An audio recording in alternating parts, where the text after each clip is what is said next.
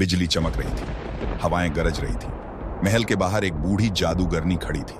उसकी आवाज गूंजती है, सुन लो घमंडी सेजादी, तुम्हारा भाग्य एक गरीब मछुआरे से बंधा है।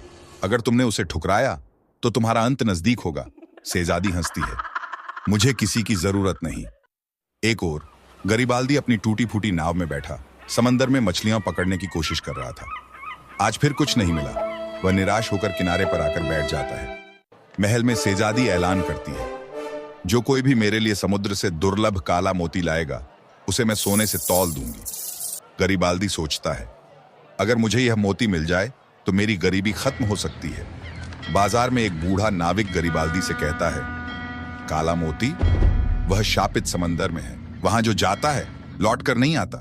गरिबाल्दी हिम्मत करता है और अपनी नाव लेकर निकल पड़ता है। जैसे जैसे गरिबाल्दी आगे बढ़ता है, समंदर का रंग गहरा और डरावना होता जाता है। अचानक एक अजीब आवाज आती है, कोई यहां आ रहा है। गरिबाल्दी इधर उधर देखता है पर उसे कुछ नहीं दिखता। वह पानी में झांकता है। गहरे समुद्र में एक परछाई हिल रही है। अचानक नाव हिलने लगती है, जैसे कोई उसे पकड़कर नीचे खींच रहा हो। गरिबाल्दी घबरा जाता है, ये क्या हो रहा है? अचानक पानी से एक रहस्यमयी जलपरी निकलती है। तुम यहां क्यों आए हो? गरिबाल्दी डरकर कहता है, मैं काला मोती ढूंढ रहा हूं। जलपरी कहती है, काला मोती एक श्रापित आत्मा की कैद है, इसे छूते ही तुम भी श्रापित हो जाओगे। गरिबाल्दी सोचता है, शायद ये मुझे डराने की कोशिश कर रही है। वह आगे बढ़ता है। अचानक समंदर में जोरदार तूफान आ जाता है। लहरें उठने लगती हैं। गरिबाल्दी अपनी नाव से गिर जाता है और गहरे समंदर में चला जाता है। गरिबाल्दी जब आंखें खोलता है तो वह खुद को एक जादुई अंडर वाटर शहर में पाता है। अचानक एक काली आत्मा प्रकट होती है।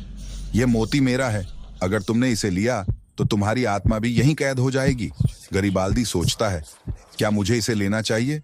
गरिबाल्दी हिम्मत करता है और काले मोती को उठा लेता है। गरिबाल्दी सेजादी के महल लौटता है और कहता है, यह लो तुम्हारा काला मोती। सेजादी खुशी से कहती है, अब मैं सबसे ताकतवर बन जाऊंगी। जैसे ही सेजादी मोती को छूती है, महल में अंधेरा छा जाता है। सेजादी जमीन पर गिर जाती है। मुझे क्या हो रहा है? महल की दीवारें गिरने लगती हैं। गरिबाल्दी भागकर महल से बाहर निकलता है। समंदर की लहरें फिर से तेज होने लगती हैं। जलपरी प्रकट होकर कहती है, किसी का घमंड उसे बर्बाद कर देता है। जब सब शांत होता है तो सेजादी कहीं नहीं होती। मोती अब चमकदार सफेद हो जाता है।